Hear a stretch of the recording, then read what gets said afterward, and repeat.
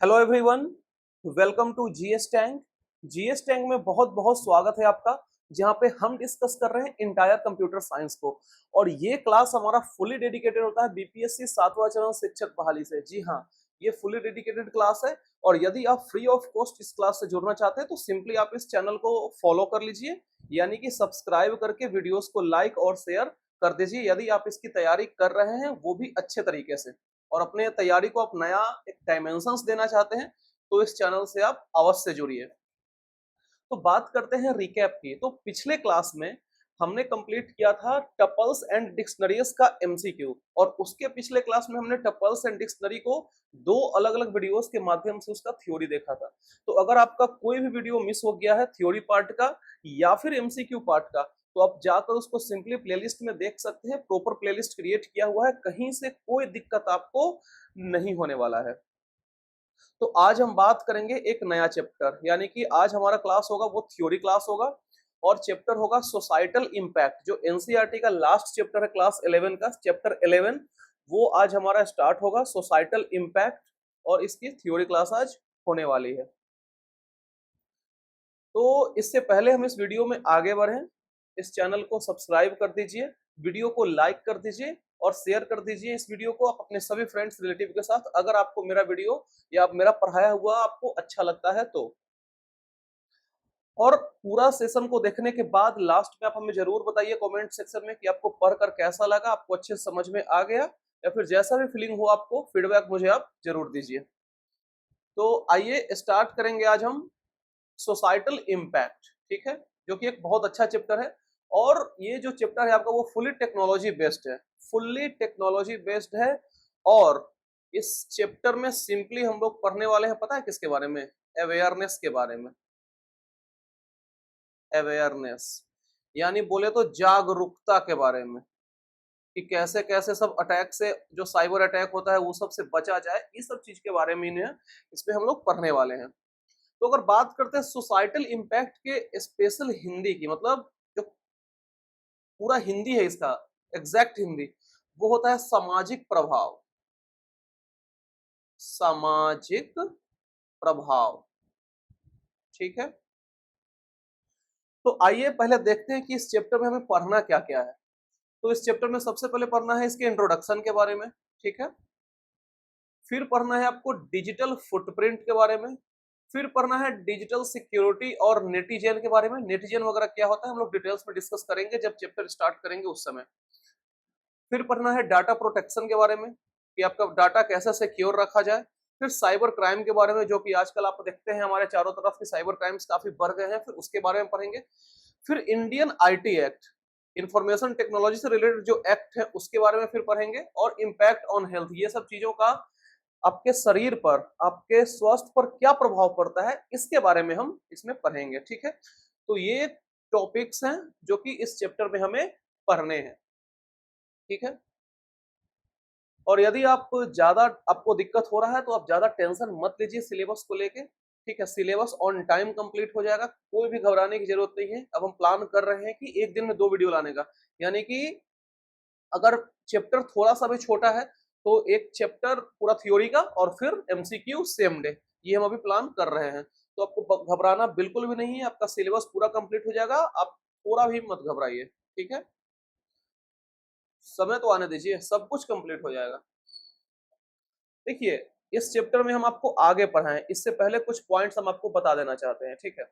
इसमें क्या है कि ये पूरा थियोरेटिकल टॉपिक है, इसमें कोई भी कोडिंग जैसा ये सब कुछ नहीं जो हमने पहले पाइथन में पढ़ते आए हैं हम लोग, वो सब ऐसा कुछ नहीं है इसमें। इसमें सिर्फ और सिर्फ थ्योरी पार्ट आपको पढ़ने हैं। और अगर आप टेक्नोलॉजी में थोड़ा सा भी इंटरेस्टेड है, अगर आप 5% इंटरेस्टेड है, तो हम आपको उसमें 95% इंटरेस्टेड बना देंगे, ये बात मेरा दावा है।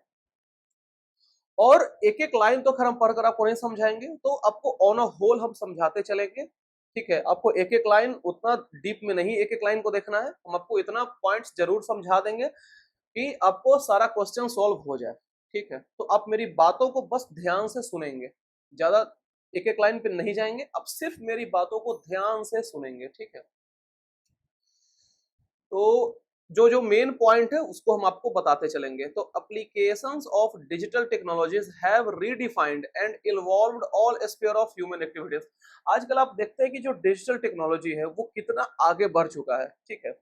वो चाहे हम कंप्यूटर की बात करें, स्मार्टफोन की बात करें, अब चलाते ही हैं, कंप्यूटर्स चलाते हैं, ऑब्वियस सी बात है कि हाई स्पीड इंटरनेट भी चलाते हैं, स्मार्टफोन्स चलाते हैं, तो आप देख रहे हैं कि टेक्नोलॉजी कितना ग्रो कर रहा है। अगर मोबाइल्स की हम फीचर्स की बात करें या कंप्यूटर में ही फीचर्स की बात करें, तो कितना हाई लेवल तक ये टेक्नोलॉजी पहुंच गया है, ठीक है, पूरा रीडिफाइंड हो चुका है। आप आज से 10 साल पहले को देखिए और अभी के देखिए समय को, और कंपेरिजन कीजिए कितना आगे हमारा बढ़ चुका है, टेक्नोलॉजी कितना एडवांस हो चुका है, ठीक है। एक पॉइंट कहता है कि while we reap the benefit of digital technologies, these technologies can also be misused। Obvious सी बात है कि इतना हाई लेवल टेक्नोलॉजी पहुंच गया है तो इसका मिसयूज किया जाता है आजकल। आप देखते हैं जो आप इसमें चैप्टर में पढ़ने वाले हैं ना, साइबर क्राइम, ये सब डेटा प्रोटेक्शन, वो क्यों पढ़ रहे हैं? क्योंकि टेक्नोलॉजी का मिसयूज किया जा रहा है और अब कैसे उससे बचें, ये सब चीजों के बारे में आप इसमें पढ़ेंगे, ठीक है। रीप मतलब आपको एक टर्म मिल रहा होगा, रीप। रीप मतलब होता है फल भुगतना, फल भोगना या फल भुगतना। यानी कि ऑब्वियस सी बात है कि अगर आप मिसयूज करेंगे तो आप इसका फल भुगतेंगे ही भुगतेंगे, है कि नहीं? अगर आप मिसयूज करेंगे तो फल आप उसका भुगतेंगे, वही बात इसमें कही गई है इस लाइन में। तो ये बात हो गई इंट्रोडक्शन की कि हमारा टेक्नोलॉजी कितना आगे बढ़ चुका है, और साथ ही साथ इसका लोग मिसयूज भी करते हैं, ठीक है।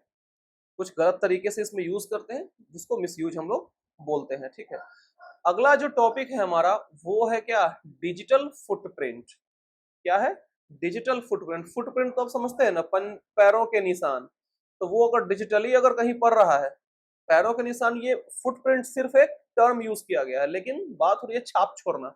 डिजिटली छाप छोड़ने की बात यहाँ पे हो रही है। जैसे आप कोई भी इंफॉर्मेशन को ऑनलाइन सर्च करते हैं, एग्जाम्पल आप ट्रेन टिकट बुक कर रहे हैं, ऑनलाइन बुक कर रहे हैं, या फिर किसी फ्रेंड को मेल वगैरह कर रहे हैं, तो उस केस में क्या होता है? उस केस में क्या होता है कि whenever we surf the internet using smartphone, tablet, computer, इन्हीं सब मीडियम से आप करेंगे, तो we leave a trail of data reflecting the activities performed by us online which is our digital footprint। देखिए, जैसे मान लीजिए कि आप गूगल में किसी भी सामान को सर्च किए, जैसे कि आपको अमेजन से कोई भी चीज परचेज करना है, जैसे आप मोबाइल ही परचेज किए, तो आप थोड़ी देर के बाद देखेंगे कि वो एड आपका फेसबुक पे भी आ रहा है, वही एड आपका इंस्टाग्राम पे भी आ रहा है कि नहीं? ऐसा आप देखते होंगे। तो वो होता है डिजिटल फुटप्रिंट के कारण, कि हम लोग जैसे ब्राउजिंग किए, कुछ सर्फिंग किए इंटरनेट पे, और वहां पे डेटा रिफ्लेक्टिंग एक्टिविटीज जो होती है, कि कुछ सर्च किए तो वहां पे जो एक कुकीज होता है, एक टर्म होता है कुकीज, ठीक है, वो आगे भी हम इसके बारे में डिस्कस करेंगे। तो कुकीज वहां पे क्रिएट हो जाता है।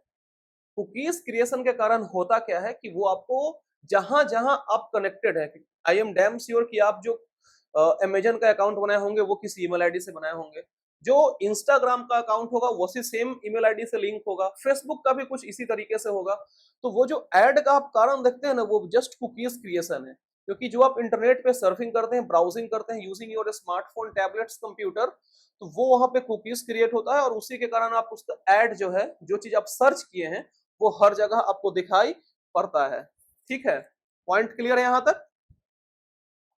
अब देखिए, अगर बात करते हैं डिजिटल फुटप्रिंट की, तो ये दो तरह का होता है, ठीक है। जो डिजिटल फुटप्रिंट है वो दो तरह का होता है। क्या क्या होता है? पहला है आपका एक्टिव डिजिटल फुटप्रिंट, और दूसरा है आपका पैसिव डिजिटल फुटप्रिंट। दो चीज आप ध्यान में रखेंगे, एक एक्टिव है डिजिटल फुटप्रिंट, डीएफ लिख दिए, और एक क्या है? एक है आपका पैसिव, डीएफ, ठीक है। तो आइए देखते हैं कि दोनों होता क्या क्या है।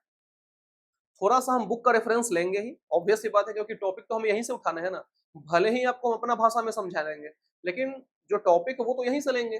तो डिजिटल फुटप्रिंट में एक्टिव वाला क्या होता है कि which includes data that we intentionally submit online. जो आप अपने जानबूझकर, यानी कि आपको वो पता है कि आप वो काम कर रहे हैं। जैसे आप आईआरसीटीसी में टिकट बुक किए, ठीक है, तो आपको तो पता है कि हमें कहां से कहां तक का टिकट बुक करना है, तो आप ये काम इंटेंशनली कर रहे हैं, यानी कि अपने मन से कर रहे हैं। तो अपने मन से जो आप डेटा, अपने मन से जो आप सबमिट करते हैं फॉर्म, या फिर कुछ भी ऑनलाइन सबमिट करते हैं, तो उसका जो डेटा होता है ना, उसी को बोलते हैं एक्टिव डिजिटल फुटप्रिंट, ठीक है। उसको क्या बोलते हैं? Active digital footprint.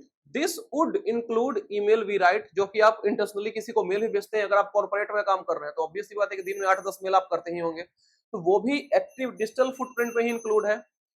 या फिर रेस्पॉन्स और post we make different website और मोबाइल एप्स ईटीसी, ठीक है। तो ये बात हो गई आपका एक्टिव डिजिटल फुटप्रिंट की। अब बात करते हैं पैसिव की।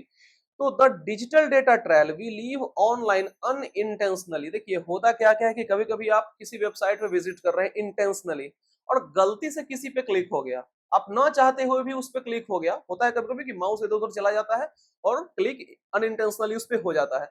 तो जब अनइंटेंशनली आपके आपके ना चाहते हुए उस पे क्लिक हो जाए तो उसको क्या बोलते हैं? Passive digital footprint. उसको क्या बोलते हैं? Passive digital footprint. और ये क्या इंक्लूड करता है? Data generated when we visit a website. कोई भी वेबसाइट आप विजिट किए उस समय जो डेटा जनरेट होगा सो, आप कोई मोबाइल ऐप यूज किए वो, या फिर आप कोई इंटरनेट पे किसी ब्राउजर पे ब्राउज किए वो, ठीक है। क्लियर है point? On examining the browser setting we can find out how it stores our browsing history. Obvious सी बात है कि आप जो भी ब्राउजर यूज करते हैं, वो चाहे क्रोम हो, एज हो, मोजिला हो, सफारी हो, आप कोई भी ब्राउजर यूज करते होंगे, कुछ भी आप उसमें सर्च किए करते हैं तो उसका हिस्ट्री आपके पास रहता है। तो उसका जो ब्राउजिंग हिस्ट्री है उसमें वो स्टोर होता है।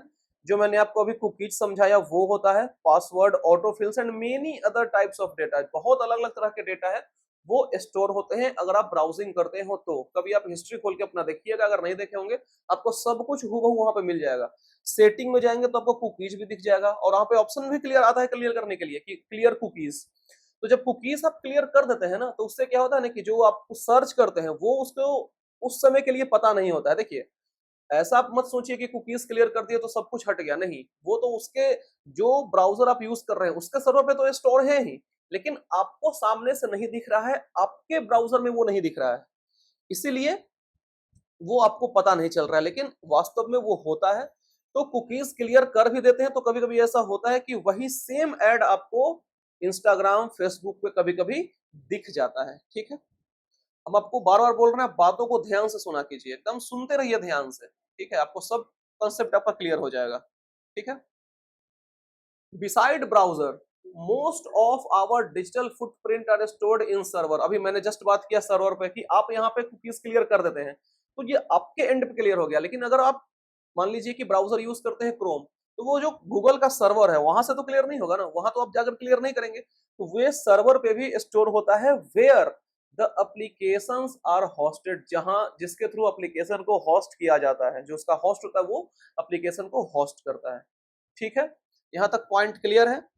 तो ये बात हो गई आपकी डिजिटल फुटप्रिंट की, ठीक है। और भी इसमें थ्योरी है, लेकिन जो जो मोस्ट इंपॉर्टेंट है उसी को मार्क करके आपको बता देंगे, और कुछ एक्स्ट्रा थ्योरी हम अपने तरफ से बोल देंगे, ठीक है। जैसे देखिए यहाँ पे फिगर पे आइए, फिगर 11.1 क्या है? Exemplar web application that results in digital footprint. जैसे ये आप यूज करते हैं, ये आपका ऐप स्टोर का है, ये यूट्यूब है, ट्विटर है, पिनेकल है, मोजिला फायरफॉक्स है, फेसबुक है, ये पुराना इंस्टाग्राम का लोगो है, ये व्हाट्सएप है, ये फेसबुक है, प्ले स्टोर, ये हर तरीके से ये कुछ भी अगर आप यूज करते हैं तो डिजिटल फुटप्रिंट जो है वो छूट ही जाता है, ठीक है, कुछ ना कुछ आप छाप छोड़ देते हैं। यहाँ पे ये लिंक्डइन है, ये ट्विटर का साइन है, ठीक है, लिंक्डइन हो गया, स्काइप हो गया, मैसेंजर हो गया, गूगल प्लस हो गया। अब तक गूगल प्लस का सर्विस बंद हो गया, पहले ये हुआ करता था, ठीक है। तो आई होप कि आपको ये डिजिटल फुटप्रिंट पॉइंट अच्छे से क्लियर हो गया हो। अगर हो गया तो फिर आगे बढ़ते हैं, ठीक है। तो जो अगला टॉपिक है हमारा वो है डिजिटल सोसाइटी एंड नेटिजन। जो हमारा सोसाइटी है, ये टॉपिक से थोड़ा सा हट के बात करते हैं। जो आजकल हमारा सोसाइटी है वो दिन भर इंटरनेट यूज करते रहता है, देखते हैं आजकल के जो यूथ है जब न तब मोबाइल में ही लगे रहते हैं, ये शेयर, ये पोस्ट, वो स्नैप चलते रहता है। तो वो क्या है, ये सब डिजिटल सोसाइटी के अंदर आता है कि सब कुछ डिजिटल हो गया है, सब कुछ ऑनलाइन चल रहा है। और एक टर्म है आपका नेटिजन। नेटिजन मतलब क्या होता है? जो एक्टिव इंटरनेट यूजर है, जो यूजर हमेशा इंटरनेट पे एक्टिव रहते हैं उसको बोलते हैं नेटिजन, यानी बोल सकते हैं इसको एक्टिव इंटरनेट यूजर, उसको क्या बोलते हैं? नेटिजन। जैसे आप कहीं मीम वो में पढ़ते होंगे इंस्टाग्राम पे कि netizen said this, netizen said that, पढ़ते हैं ना, तो वही नेटिजन होता है। नेटिजन कौन होता है? जो हमेशा इंटरनेट पे एक्टिव रहता है, उसको सब कुछ पता रहता है, इसलिए तो वो कुछ कुछ कमेंट करते रहता है, तो दैट इज नेटिजन, ठीक है। तो आइए, anyone who uses digital technology along with internet is a digital citizen और नेटिजन। देखिए, वो सभी लोग या फिर वो लोग जो डिजिटल टेक्नोलॉजी का यूज करते हैं और साथ ही साथ इंटरनेट को भी यूज करते हैं, उसी को बोलते हैं डिजिटल सिटीजन। जो कि आजकल सब लोग हैं, मोबाइल फोन रखते हैं, उसमें नेट डलवा लेते हैं, 1.5 GB 2 GB जो भी डेटा पैक आता है वो डलवा लेते हैं और फिर वो ब्राउजिंग सर्चिंग सब कुछ करते रहते हैं। तो उन्हीं को बोला जाता है डिजिटल सिटीजन। ठीक है, उनको क्या बोला जाता है? डिजिटल, ये ध्यान में रखेंगे, डिजिटल सिटीजन। पहले के जमाने में सिर्फ सिटीजन हुआ करता था, लेकिन आज के जमाना में डिजिटल सिटीजन होता है और उसी को बोलते हैं नेटिजन। उसी को क्या बोलते हैं? नेटिजन। ठीक है, clear point. Being a good netizen, देखिए नेटिजन भी अलग अलग तरह के होते हैं, अच्छे भी होते हैं, बुरे भी होते हैं। बुरे बुरे जो होते हैं वो र्यूमर्स फैलाते रहते हैं कि ये हो गया, बिना मतलब के व्हाट्सएप यूनिवर्सिटी पे र्यूमर फैलते रहता है, तो वो सब होते हैं बैड नेटिजन। यहाँ बात हो रही है गुड नेटिजन की। तो being a good netizen means practising safe. Safe practice करेंगे, आपको जो इंफॉर्मेशन सही लगता है आप वेरीफाई करके ही सबको बताएंगे, तो वो क्या निशानी है? गुड नेटिजन की निशानी है। इथिकल आपको होना है, लीगल यूज करना है, कोई इलीगल काम नहीं करना है। ठीक है, A responsible citizen must abide by net etiquette, communication etiquette, social media etiquette। एक टर्म आपको दिख रहा है क्या? इटिक्विट। इटिक्विट मतलब क्या होता है? मैनर्स। इटिक्विट मतलब होता है मैनर्स। हिंदी में बोले तो शिष्टाचार। शिष्टाचार, या बोले तो तमीज भी इसको बोल सकते हैं कि हाँ तमीज है इसके पास, तो मैनर्स होते हैं। तो जो रेस्पॉन्सिबल नेटिजेंस होते हैं वो 3 तरीके से सभी कुछ को कम्युनिकेट करते हैं, उसमें सोशल मीडिया में भी यूज करते हैं और इंटरनेट में भी सही से वो इस्तेमाल करते हैं। ठीक है, तो उसमें क्या क्या हमें तीनों के बारे में पढ़ना है, नेट एटिक्वेट के बारे में, कम्युनिकेशन एटिक्वेट के बारे में और सोशल मीडिया एटिक्वेट के बारे में।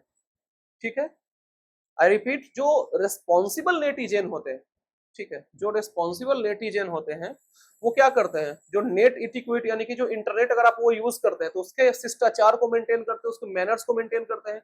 जब वो कहीं कम्युनिकेशन कर रहे हैं तो फिर उसको वो अच्छे मैनर्स में करते हैं, या फिर जब सोशल मीडिया भी अगर वो यूज कर रहे हैं तो सही मैनर में करते हैं, वो नहीं चाहते हैं कि कोई गलत रूमर्स वगैरह फैले।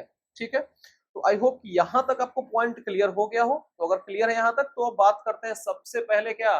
नेट इटिक्वेट के बारे में। क्या है नेट इटिक्वेट? जो इंटरनेट के जो मैनर्स हैं उस पर बात करते हैं। ठीक है, तो जो यहाँ पे आपको एक दिख रहा होगा नेट इटिक्वेट का फिगर, ठीक है, क्या क्या है? ये बी एथिकल है, फिर बी रेस्पेक्टफुल है और बी रेस्पॉन्सिबल। ये तीनों के बारे में हम लोग डिटेल्स में पढ़ेंगे, यहाँ पे बस आपको एक फिगर के माध्यम से समझाया गया है। ठीक है, तो सबसे पहले बात करते हैं क्या? Be ethical. एथिकल मतलब क्या होता है? नैतिक रहने की बात हो रही है। एथिकल मतलब नैतिक। No copyright violation. कॉपीराइट के बारे में हम लोग आगे भी पढ़ेंगे, लेकिन यहाँ भी थोड़ा सा आपको हम बता देते हैं। कॉपीराइट कब आता है? जैसे आप इंटरनेट पे कोई भी चीज डाल दिए और किसी से कॉपी कर लेकर पेस्ट कर दिए कहीं से लेके, ठीक है, कहीं से कॉपी करके पेस्ट कर दिए और आप उसको उसका डिटेल्स नहीं मेंशन किए कि हम यहाँ से कॉपी किए हैं, तो उस समय आपको कॉपीराइट लग जाता है। यानी कि सिंपली आप सोर्स को मेंशन नहीं करेंगे कि हम कहाँ से इस चीज को लाए हैं, तो आपको कॉपीराइट लग जाता है। तो कॉपीराइट लगने के बाद भी लोग उसको वायोलेट करते हैं। उसको लगता है यार कॉपीराइट लगा दिया, दिल पे ले लिए, वो लगा यार हम तो शेर हैं, कॉपीराइट हम पे क्यों लगाया, हम इसको अगेंस्ट करेंगे इसका, ऐसा लोग करते हैं। तो कॉपीराइट के जो नियम है उसको वायोलेट करते हैं, तो वो हमें नहीं करना चाहिए। अगर कॉपीराइट आपसे गलती से लग गया है तो फिर आप प्रॉपर स्टेप को फॉलो करके उस कॉपीराइट को हटा भी सकते हैं। ऐसा नहीं कि उसके नियम कानून को वायोलेट करेंगे तो और आप मुसीबत में आप फंस जाएंगे। ठीक है, तो कॉपीराइट के नियमों को आपको वायोलेट नहीं करना है। वायोलेट मतलब पता है ना? उल्लंघन। ठीक है, तो यहाँ पे लिखा हुआ भी है कि we should not use copyrighted material. Copyrighted material का यूज नहीं करना चाहिए, क्योंकि ऐसा होता है कि जो लोग उसको उस पर कॉपीराइट लगाते हैं उसका काफी सारा उसमें नॉलेज इन्वेस्ट रहता है, काफी सारा पैसा इन्वेस्ट रहता है, तो वो फ्री में आपको कॉपी करने क्यों देगा?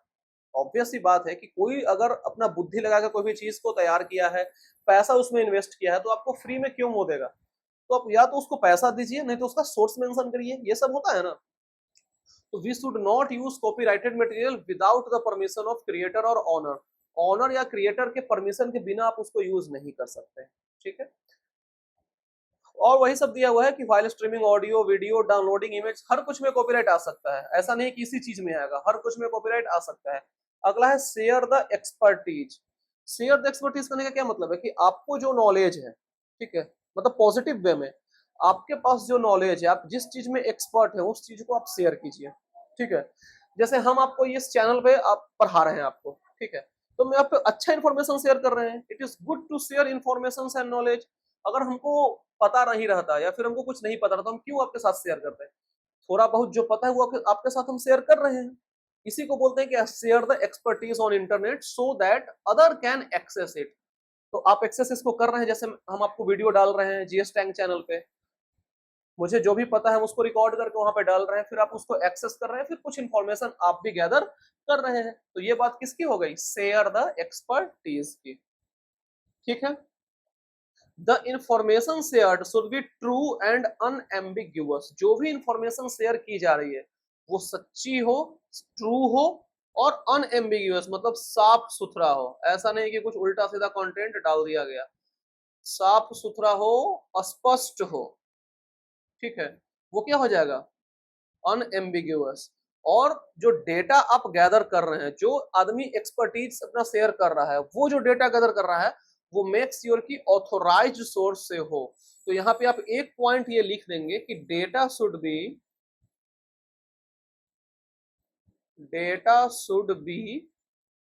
गैदर्ड फ्रॉम या फिर from authorised source. Authorised source होना चाहिए। ऐसा नहीं कि व्हाट्सएप यूनिवर्सिटी पे जो आया आप उसको फॉरवर्ड कर दिए, नहीं, पहले उसकी जांच कीजिए, वेरीफाई करिए कि वो सही है कि नहीं, तब जाकर उसको आप शेयर कीजिए। पॉइंट क्लियर है? समझ में आ गया यहां तक? यहां पर आप एक बार ये भी देख सकते हैं जो इसका दिया हुआ है फिगर, कि बी एथिकल की बात हो रही है, इसमें नो कॉपीराइट वायोलेशन हमने डिस्कस कर लिया और शेयर द एक्सपर्टीज डिस्कस कर लिया। अब बात करेंगे बी रेस्पेक्टफुल, ठीक है। आइए बात करते हैं किसका? बी रेस्पेक्टफुल का। तो देखिए, रेस्पेक्ट प्राइवेसी की बात हो रही है। जो भी प्राइवेसी है, प्राइवेसी क्या है सो आप समझते हैं, उसको रेस्पेक्ट करना चाहिए। ऐसा नहीं कि आप प्राइवेसी को हटा दे रहे हैं, प्राइवेसी को वायोलेट कर रहे हैं, ठीक है, ऐसा नहीं होना चाहिए। As a good citizen we have right to privacy. Polity में भी ये चीज पढ़ना है हमें पास, right to privacy and personal liberty वगैरह दिया हुआ है आर्टिकल 21 के हिसाब से, ठीक है। तो right to privacy and freedom of personal expression, ये पूरी बात किसमें कही गई है? सॉरी कि हम थोड़ा सा पॉलिटी में घुस रहे हैं, ये सब बात कही गई है संविधान के आर्टिकल 21 में, ठीक है। तो ऑब्वियस सी बात है कि जो इंडिविजुअल्स हैं, गुड सिटीजन्स हो या फिर हर तरह के सिटीजन्स को राइट टू प्राइवेसी दिया गया है और फ्रीडम ऑफ पर्सनल एक्सप्रेशन भी दिया गया है, ठीक है। ये सुनते हैं कि राइट टू स्पीच वगैरह दिया हुआ है जो आर्टिकल 19(1) के हिसाब से है, और राइट टू प्राइवेसी आपका आर्टिकल 21 के हिसाब से है। तो ये सब आपको दिया गया है, तो आपको इसके महत्व को समझना पड़ेगा। ऐसा नहीं है कि आप किसी की प्राइवेसी को हटा रहे हैं, वायोलेट कर रहे हैं, आप वो कुछ कर रहा है, यानी कि अगर उसके पास कुछ इमेज है, डॉक्यूमेंट्स है, तो आप उसको लेकर वायरल कर दिए, जी नहीं। प्राइवेसी को आपको रिस्पेक्ट करना है, ठीक है। आपके कोई फ्रेंड ही है, कोई रिलेटिव्स ही है, उसके पास मान लीजिए कि कुछ पर्सनल फोटोज हैं, कुछ डॉक्यूमेंट्स है, कुछ ऐसे फाइल्स है जो शेयर करने लायक नहीं है, लेकिन आप जाकर उसको किसी को भेज दिए, तो ये गलत बात है, ये ऐसा नहीं करना चाहिए, ठीक है। अगला है क्या? Respect diversity. डाइवर्सिटी में भी आपको रिस्पेक्ट होना चाहिए। जैसे इन अ ग्रुप और public forum we should respect the diversity of people and in term of knowledge, experience, culture and other aspects. Obvious सी बात है कि आप जितने तरह के लोगों से मिलेंगे उतने तरह के आप विचार देखेंगे उनमें। ऐसा तो नहीं है कि आपका विचार और पड़ोसी का विचार मिल रहा हो, ऐसा तो नहीं हो सकता है। तो आप जितने तरह से मिलेंगे, जितने तरीके के लोग से मिलेंगे, उतने तरह की उसको उसके पास नॉलेज रहेगा, अलग अलग एक्सपीरियंस रहेगा, उसका एक अलग संस्कृति होगी जिसको कल्चर बोलते हैं, ठीक है। तो उसको भी आपको रिस्पेक्ट करना है। जैसे आप साउथ में चलेगा तो साउथ इंडिया का कल्चर अलग है, नॉर्थ इंडिया का कल्चर अलग है, वेस्ट इंडिया का कल्चर अलग है, हर जगह का कल्चर अलग अलग होता है, ठीक है। तो इसके लिए आपको डाइवर्सिटी को क्या करना है? रेस्पेक्ट करना है, ठीक है। पॉइंट क्लियर है यहां तक? आई होप ये सारा बात जो हमको बता रहे हैं वो अच्छे से समझ में आ रहा होगा। एकदम हम देसी भाषा में आपको तोड़ तोड़ के समझा रहे हैं, इसलिए आपको दिक्कत नहीं होना चाहिए। अगला पॉइंट है बी रेस्पॉन्सिबल। आपको जिम्मेदार भी होना है, ठीक है। आपको क्या होना है? जिम्मेदार भी बनना है, ठीक है। Avoid cyber bullying. जो साइबर क्राइम आजकल जो हो रहा है, जो साइबर अटैक वगैरह हो रहा है, उसको एवॉइड करना है। एनी जैसे यहाँ पे बुलिंग की बात हो रही है, तो जो साइबर बुलिंग इसमें क्या होता है, आप किसी को धमकी दे दिए ऑनलाइन, आप किसी से कुछ पैसा वैसा मांग लिए, तो ये सब आपको नहीं करना है, ठीक है, ये सब क्राइम है। एनी इंसल्टिंग, डिग्रेडिंग और intimidating online behavior like repeated posting of rumors, giving threats online, posting victims personal information, sexual harassment or comment aimed to publicly ridicule a victim is termed as cyber bullying। ठीक है, जैसे आप जो है सो किसी को धमकी दे रहे हैं ऑनलाइन, कोई भी आपके पास रूमर्ड पोस्ट है, उसको बार बार आप उसको कहीं भी पोस्ट कर रहे हैं, वो सोशल मीडिया पे आपको बार बार उसको पोस्ट कर रहे हैं, जो विक्टिम्स जो है सामने वाला उसका पर्सनल इंफॉर्मेशन कहीं पोस्ट कर दे रहे हैं, सेक्सुअल हैरेसमेंट हो गया, आप उस पर कुछ निगेटिव कमेंट कर रहे हैं, तो वो जो विक्टिम होगा उसी को बोलते हैं क्या, साइबर बुलिंग। ठीक है, पॉइंट समझ में आ गया। अब देखिए अगला पॉइंट है डोंट फीड द ट्रोल। देखिए कुछ ट्रोलिंग आपकी होती है, जैसे देखते हैं ना सोशल मीडिया पे, ये ट्रोल हो गया, वो ट्रोल हो गया, इसकी रोस्टिंग हो रही है, उस पे मीम बन गया, ये सब होता है। ये सब क्या है ना कि आजकल लोगों का रोजी रोटी है। ठीक है, वैसे हम सोर्स वगैरह का नाम नहीं लेंगे कि किस पे क्या ट्रोल हो रहा है, किस पे क्या रोस्टिंग बन रहा है, हम किसी का नाम नहीं लेंगे, लेकिन ये आजकल सोशल मीडिया पे बहुत ज्यादा एक्सट्रीम लेवल पे फैला हुआ है। मुझे तो लगता है कि अगर ये न रहे तो कुछ यूट्यूबर्स का दुकान बंद हो जाएगा। अगर ट्रोलिंग और रोस्टिंग अगर नहीं रहे तो कुछ यूट्यूबर्स का दुकान भी बंद हो जाएगा, ये हाल है। ठीक है, तो हमें जो वो ट्रोलिंग वगैरह होता है ना, वो किसी को नहीं करना चाहिए। ठीक है, an internet troll is a person who deliberately sows discord on internet by starting quarrel, upsetting people and by posting inflammatory and off topic messages in an online community just for amusement। मतलब वो मजे लेने के लिए, वो इंसान सिर्फ मजे लेने के लिए किसी के बीच झगड़ा लगा दिया, कुछ ऐसा उल्टा सीधा पोस्ट कर दिया, सोशल मीडिया पे हो गया चाहे किसी भी जगह पे पोस्ट कुछ कर दिया, ऑफ टॉपिक, टॉपिक से हटके कुछ उस पर कॉमेंट बाजी कर दिया, तो ये सब नहीं करना है। ठीक है, जस्ट फॉर अम्यूजमेंट, ये सब सिर्फ मजे लेने के लिए कर रहे हैं, हंसी मजाक के लिए कर रहे हैं, जो कि नहीं करना चाहिए, बिल्कुल ये गलत बात है। ठीक है, since the trolls thrives on attention, the best way to discourage troll is not to pay attention on their comment। देखिए सिंपल सा बात है कि आप उसको नेग्लेक्ट कर सकते हैं, जो आपको, जैसे हम पर्सनली बात कर रहे हैं, वो इंटरनेट किसको भी ट्रोल कर रहा है वो अलग बात है, लेकिन अगर मान लीजिए कि पर्सनली इंडिविजुअली आपको कोई ट्रोल कर रहा है, किसी के सामने कुछ भी मजे लेने के लिए कुछ बोल दिया, कमेंट कर दिया, तो सिंपली आप उसको नेग्लेक्ट कर दीजिए, उस पर आप अटेंशन ही मत दीजिए। वो सिंपली क्या है कि थोड़ी देर में करेगा फिर वो शांत हो जाएगा। ठीक है, पॉइंट यहाँ तक क्लियर है। तो ये बात हो गई आपकी नेट एटिक्वेट की, जो कि ओवर द इंटरनेट छाया हुआ है ये सब। ठीक है, पॉजिटिव वे में बहुत कम है, निगेटिव वे में बहुत ज्यादा है, जिसमें हमने पढ़ा ट्रोलिंग हो गया, आपका साइबर बुलिंग हो गया। ठीक है, तो ये सब गलत तो है ही, लेकिन मुझे ऐसा लगता है कि ये सब को लेके सरकार को एक स्ट्रिक्ट नियम कानून बनाना चाहिए। ठीक है, तब जाकर ये लोग शांत होने वाले हैं। अगला बात करते हैं कम्युनिकेशन एटिक्वेट की। ठीक है, कम्युनिकेशन एटिक्वेट यानी कि जो कम्युनिकेशन आपका हो रहा है, ठीक है, उस उससे रिलेटेड कुछ जो मैनर्स है उसके बारे में यहाँ पे बात हो रही है।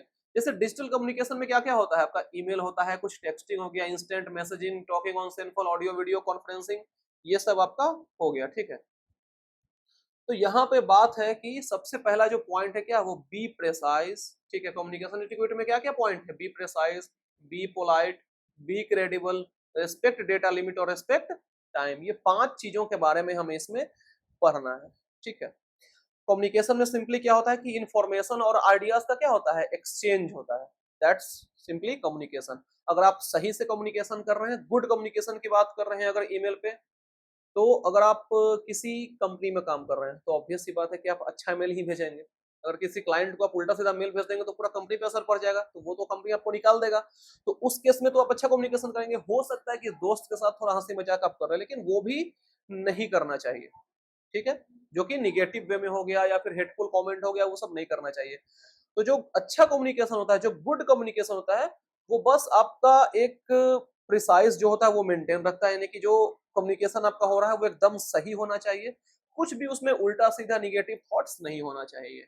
ठीक है, वो तो या तो आप ईमेल पे करें या फिर थ्रू फोन करें, कुछ भी करें, किसी भी मीडियम से करें, वो अच्छा होना चाहिए, एक प्रॉपर मेंटेन होना चाहिए वो। ठीक है, अब बात करते हैं सबसे पहला पॉइंट क्या है, बी प्रिसाइज। प्रिसाइज मतलब क्या होता है, एकदम सही। जो भी आप बातचीत कर रहे हैं, जो भी आप कम्युनिकेशन कर रहे हैं, एकदम वो 100% सही होना चाहिए, उल्टा सीधा नहीं होना चाहिए, ठीक है। जिसमें पहला पॉइंट कहता है रेस्पेक्ट टाइम, आपको समय की कीमत को समझना चाहिए, उसका आदर करना चाहिए, ठीक है। We should not waste precious time in responding to unnecessary email और comment unless they have some relevance for us. जब तक आपके लिए वो रेलेवेंट नहीं है, ठीक है, तब तक आप उस जो ईमेल है, अननेसेसरी का ईमेल है या फिर वो भद्दा कमेंट्स है, उस पे आप टाइम बर्बाद नहीं करिए। यही इसमें कहा गया है, ठीक है, क्योंकि उससे आपका भी टाइम बर्बाद होगा, फिर आपको थोड़ा सा टेंशन होगा। ऑब्वियस सी बात है कि अगर आप कुछ हेटफुल कमेंट्स वगैरह पढ़ेंगे या फिर जो बिना मतलब का ईमेल्स है वो पढ़ेंगे तो आपको टेंशन होगा। तो वो सब आपको नहीं करना है, आपको समय का इज्जत करना है, टाइम का रेस्पेक्ट करना है, ठीक है। उसके बाद है कि रेस्पेक्ट डेटा लिमिट। अब देखिए इसमें क्या होता है कि आपके पास बहुत सारा डेटा है। अब देखिए आप अगर 2 GB वाले लोग हैं, 1.5 GB वाले लोग हैं, तो फिर आप लिमिट में यूज करेंगे, ठीक है, एकदम बच बच के कि शाम तक रात तक चलाना है भाई, उसके बाद फिर रिन्यू होगा, ऐसा आप करेंगे। लेकिन अगर आप वाईफाई वाले लोग हैं, प्लस बहुत बैंडविड्थ है, बहुत सारा डेटा है, तो उस केस में आप क्या करते हैं, उसको मिसयूज करते हैं, जो कि आपको नहीं करना है। तो डेटा लिमिट को रेस्पेक्ट करना है। आप अपने, ये तो बात हो गई ऑनलाइन की, अब आते हैं ऑफलाइन की। तो आप अपने हार्ड डिस्क हो गया या फिर एसएसडी हो गया, उसमें आप बहुत कुछ भर लिए, अननेसेसरी डॉक्यूमेंट्स भर लिए, अननेसेसरी फाइल्स वगैरह सब सेव कर लिए, तो वो सब नहीं करना है। अगर आपके पास 1 TB डेटा है तो उसको आप रिस्पेक्ट कीजिए, जितना जरूरी का चीज है उतना रखिए, बाकी सब खाली रखिए, ठीक है।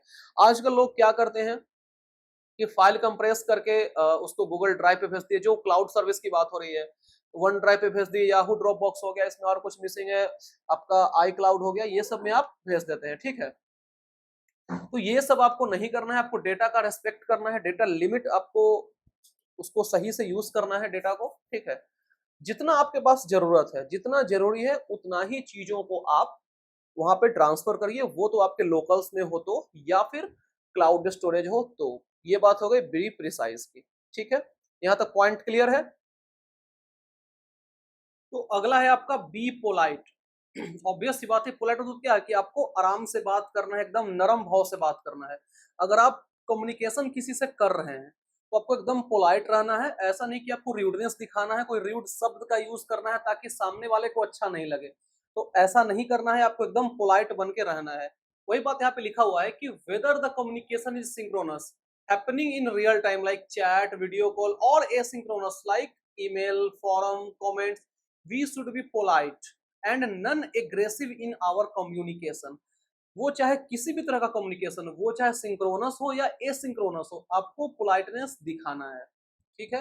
सिंक्रोनस में क्या हो जाएगा, आपका चैटिंग हो गया, ऑडियो वीडियो कॉल जो रियल टाइम हो रहा है सो है।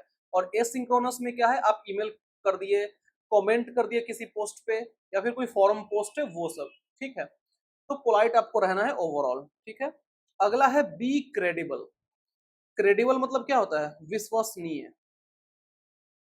आपको बस टर्म सबका मीनिंग पता है ना, तो आपका आधा प्रॉब्लम ऐसे ही सोल्व हो जाएगा। विश्वसनीय कहने का क्या मतलब है कि आप जो भी कम्युनिकेशन कर रहे हैं वो तो सामने वाले को लगना चाहिए कि नहीं, जो भी इंफॉर्मेशन बंदा मुझे दे रहा है या फिर जो भी इंफॉर्मेशन इंटरचेंज हो रहा है वो सही है, विश्वास करने लायक है, जो ऑथेंटिक सोर्स से है, ठीक है।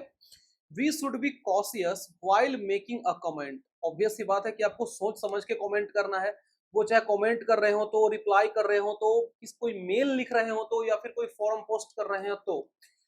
सच act decides our credibility over period of time. वो आपका लक्षण दिखाएगा वहां पे कि आप कैसे हैं। अगर आप सही से कर रहे हैं पोस्ट, जो ऑथेंटिक चीज कर रहे हैं पोस्ट, तो सामने वाले को लगा कि नहीं बंदा सही है। और अगर नहीं कर रहे हैं तो आपको लगा कि नहीं ये तो कहीं से कुछ भी उठाकर डाल देता है, व्हाट्सएप यूनिवर्सिटी वाला आदमी है, कुछ भी उठाकर पोस्ट कर दे रहा है, ठीक है। तो आपको क्रेडिबल होना चाहिए for credibility over a period of time, ठीक है। पॉइंट क्लियर है यहाँ तक, कोई दिक्कत? तो ये बात हो गई हमारा कम्युनिकेशन इटिक्वेट की। अगला है आपका सोशल मीडिया इटिक्वेट। क्या है सोशल मीडिया इटिक्वेट? तो सोशल मीडिया तो आपको पता ही है क्या क्या क्या है आजकल, आपका इंस्टाग्राम, फेसबुक, ट्विटर, सब कुछ, यूट्यूब भी, तो ये सब क्या है, सोशल मीडिया है। तो एग्जाम्पल बताने की जरूरत तो आपको है नहीं, मार्क ही सिर्फ कर देते हैं क्या क्या आपका सोशल मीडिया है और आप बेटर जानते हैं, ठीक है ना। तो इसमें कहा क्या गया है कि जो सोशल मीडिया है वो अगर आप यूज कर रहे हैं, ठीक है, तो उस केस में आपको सिक्योर रहना है। ऑब्वियस सी बात है कि लीक का डर बहुत होता है यहाँ पे, और रिलायबल। भरोसेमंद भी होने चाहिए, ठीक है। जैसे देखिए सिक्योर में क्या है कि चूज पासवर्ड वाइजली। जब आप पासवर्ड किसी का सेट कर रहे हैं, वो चाहे किसी भी सोशल मीडिया का हो, ठीक है, किसी भी सोशल मीडिया का हो, जो आप पासवर्ड सेट कर रहे हैं वो एकदम आपको सोच समझ के करना है। ऐसा नहीं कि आइए एंजल प्रिया जो फेमस चलता है ये डाल दिए। आपको ऐसा पासवर्ड डालना है, ये तो एकदम वीक पासवर्ड है, कोई भी क्रैक करके ले जाएगा, थोड़ा भी नॉलेज वाला होगा तो आपको ऐसा पासवर्ड डालना है जो कि हार्ड टू क्रैक हो, जो कि आसानी से क्रैक नहीं किया जा सके, ठीक है। जैसे आपको अल्फाबेट यूज करना है, अल्फाबेट जो पासवर्ड के कॉम्बिनेशन में अल्फाबेट हो गया, लेटर हो गया, नंबर्स जो हो गया, सो फिर आपका स्पेशल कैरेक्टर्स, तो ये सब अगर आप यूज करेंगे ना तो आपका अकाउंट ज्यादा सिक्योर होगा, ठीक है।